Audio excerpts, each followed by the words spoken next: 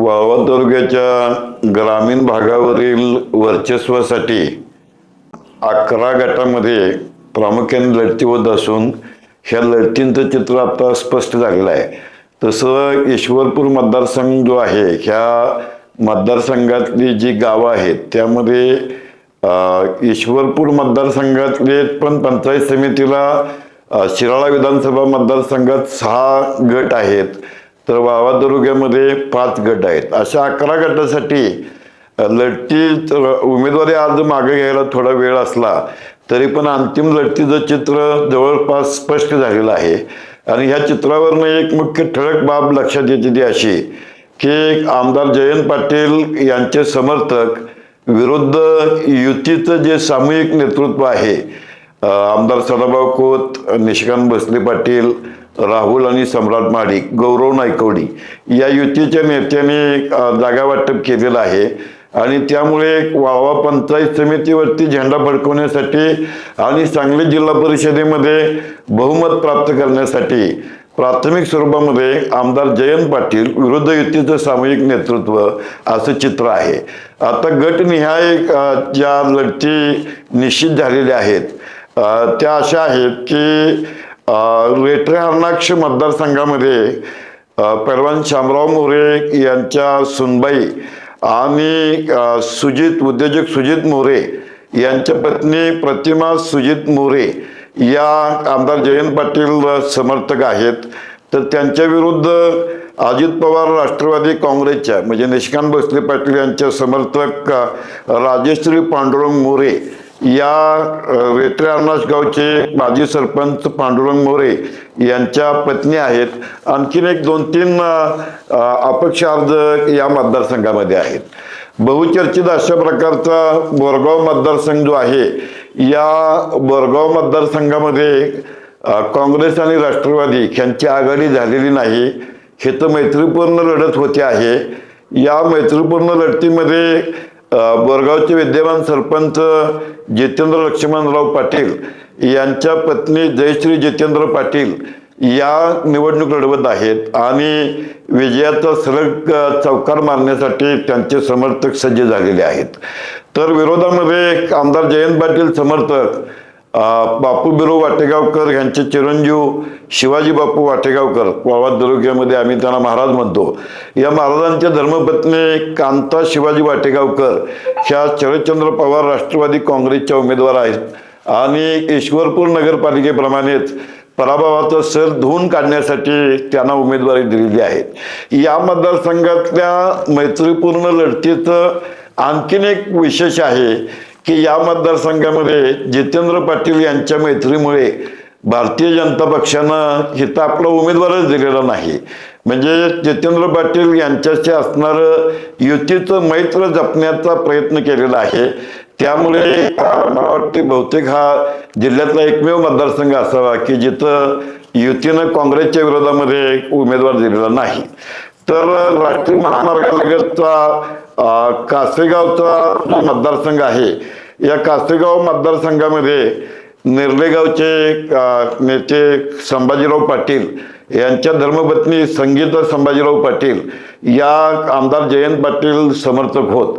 आता या मतदारसंघामध्ये शिवसेनेच्या वैशाली नेताजी पाटील, भारतीय जनता पक्षाचे जयश्री विश्वास माने, त्याचबरोबर अजित पवार काँग्रेसच्या पल्लवी योगेश शिंदे यांचेही अर्ज आहेत. याचाच अर्थ कासेगावमध्ये युतीच्या उमेदवारीचा निर्णय हा चर्चेच्या पातळीवरती आहे आणि तो कासेगावचा युतीचा जो निर्णय आहे तो 27 तारखेपूर्वी पूर्ण होणं अपेक्षित आहेत. काही अपक्ष रंगत वाढवायला इथंही आहेत. वाटेगावमध्ये जवळपास थेट लढतीचं चित्र स्पष्ट झालेलं आहे.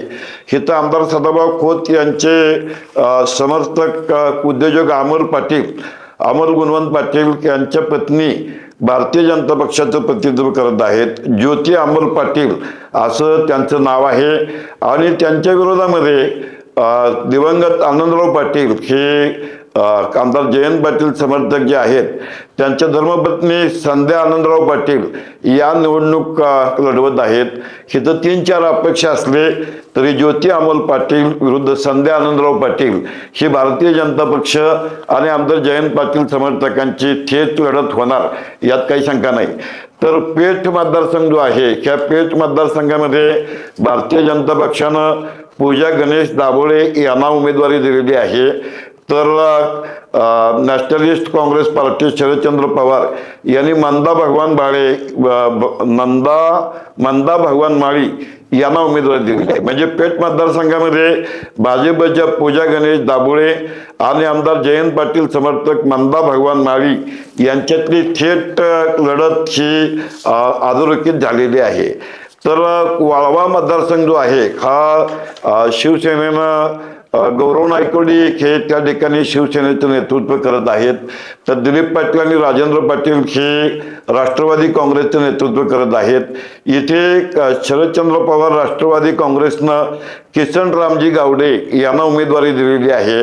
तर गौरव नायकवडी समर्थक संताजी रघुनाथ मेटकरी हे धनुष्यबाणाच्या चिन्हावरती इथं निवडणूक लढवत आहे. त्या वाळव्याच्या निवडणुकीमध्ये नेताजी भास्करराव पाटील यांची अपक्ष उमेदवारी असल्यामुळे ही लढत रंगतदार ठरेल. आणखी राष्ट्रीय समाज पक्ष, वंचित बहुजन आघाडी आणि काही अपक्ष वाळव्याच्या रिंगणामध्ये आहेत. अर्थात यातले किती रिंगणात राहणार हे 27 तारखेला स्पष्ट होईल. तर राष्ट्रीय महामार्गालगतचा दुसरा मतदारसंघ जो आहे कामेरी, या कामेरी मतदारसंघामध्ये भारतीय जनता पक्षाचे ज्येष्ठ नेते CB पाटील यांचे सुपुत्र जयराज चंद्रकांत पाटील आणि जगदीश अप्पांचे चिरंजीव हे आमदार जयंत पाटील समर्थक आहेत. रणजित जगदीश पाटील हे पूर्वी जिल्हा परिषदेचे अध्यक्ष देखील होते. या दोन घराण्यामधला संघर्ष हा पारंपरिक संघर्ष आहे आणि त्यामुळे या मतदारसंघामध्ये जयराज पाटील विरुद्ध रणजित पाटील असा संघर्ष आहे. अर्थात तिथे अजित पवार राष्ट्रवादी काँग्रेसखंड शहाजी विश्वास पाटील यांचाही उमेदवारी अर्ज अद्याप आहे. त्यामुळे युतीच्या तडजोडी या परिसरामध्ये सुरू राहतील. या मतदारसंघामध्ये अपक्षांची संख्या देखील जास्त आहे, पण मुख्य लढत जी आहे ती रणजित पाटील आणि जयराज पाटील यांच्यामध्येच राहणार यात काही शंका नाही. तर चिकुर्डे मतदारसंघामध्ये भारतीय जनता पक्षाचे प्रमुख नेते अशोक बाजीराव पाटील आणि उभाटाचे सांगली जिल्हा अध्यक्ष अभिजित शिवाजीराव पाटील ह्या दोन प्रमुख उमेदवारांचे अर्ज आहेत. अर्थात इथे राज्य साखर संघाचे अध्यक्ष PR पाटील यांचे चिरंजीव ते गेल्या वेळेला जिल्हा परिषद सदस्य होते संजीव पांडुरंग पाटील यांचाही उमेदवारी अर्ज या ठिकाणी आहे. त्यामुळे ही लढत तिरंगी होणार का दुरंगी होणार असं प्रश्नचिन्ह आहे, पण बहुधा ही लढत दुरंगी होण्याची शक्यता आहे. जर उभाट्याला संमती दिली आमदार जयंत पाटील समर्थकांनी तर तिथे अशोक बाजीराव पाटील विरुद्ध अभिजित शिवाजीराव पाटील ही उत्कंठावर्धक लढत चिकुर्डे मतदारसंघामध्ये होणार यात काही शंका नाही. बावची मतदारसंघामध्ये आमदार जयंत पाटील समर्थक धैर्यशील मानसिंग थोरात विरुद्ध विक्रम शंकर पाटील गोटखिंडी गावचे दोघेही आहेत. या दोघांमध्ये लढत अपेक्षित आहे. या मतदारसंघामध्ये सदाभाऊ खोत यांचे समर्थक नंदकुमार भगवान पाटील यांनी बंडखोरी करून जिल्हा परिषदेसाठी अपक्ष अर्ज भरलेला आहे. आणखीन काही अपक्षांचे अर्ज या मतदारसंघामध्ये आहेत, पण गोटखिंडी मतदारसंघ हा युतीच्या जागा वाटपामध्ये गौरव नायकवडी समर्थकांच्याकडे गेलेला आहे. तर आमदार जयंत पाटील समर्थक हे धैर्यशील थोरात विरुद्ध विक्रम पाटील अशी लढत तिथं होण्याची शक्यता आहे. अर्थात युतीच्या तिसऱ्या उमेदवाराबद्दलची चर्चा ही अद्याप सुरूच आहे. बागणी मतदारसंघ चर्चेत द्यायचं कारण म्हणजे महाडिक समर्थक संतोष घनवट यांनी आमदार जयंत पाटील गटात प्रवेश केल्यामुळे त्यांच्या धर्मपत्नी उर्मिला संतोष घनवट या रिंगणामध्ये आहेत.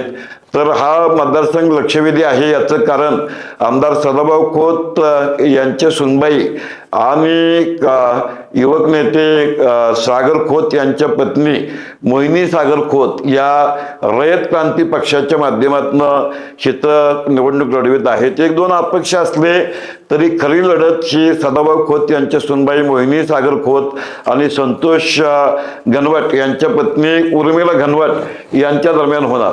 दुसरी प्रतिष्ठेची लढत जी आहे येलूर मतदारसंघामध्ये भारतीय जनता पक्षाचे नेते राहुल महाडिक यांच्या धर्मपत्नी हर्षदा राहुल महाडिक आणि आमदार जयंत पाटील समर्थक देविका भोजराज राजे घोरपडे यांच्यामध्ये येलूर मतदारसंघामध्ये थेट आणि चुरशीची लढत होण्याचे चिन्ह आहेत. तेव्हा अशा पद्धतीनं ह्या 11 गटातले जे उमेदवार आहेत ते जवळपास सगळ्या लढती ह्या 1-2 ठिकाणी किरकोळ अर्ज बंडखोरी स्वरूपाचे असले तरी यामध्ये तडजोड होईल आणि ह्या 11च्या 11 मतदारसंघामध्ये आमदार जयंत पाटील विरुद्ध ग्रामीण भागाचं विरुद्ध युतीचं सामूहिक नेतृत्व अशी लढत ह्या 11 मतदारसंघामध्ये सुरू झालेली आहे. बहुतांश उमेदवारांनी आपली प्रचार कार्यालये थाटलेली आहेत आणि मतदारांशी थेट संपर्काला सुरुवात केलेली आहे. तांत्रिकदृष्ट्या 27 तारखेनंतर प्रचाराला वेग येणार असला तरी बहुतेक लढती ह्या अंतिम झाल्यामुळे मतदारांच्या गाठीभेटी आणि वातावरण निर्मितीसाठी जवळपास सर्वच उमेदवारांनी नेटानं प्रयत्न सुरू ठेवले आहेत.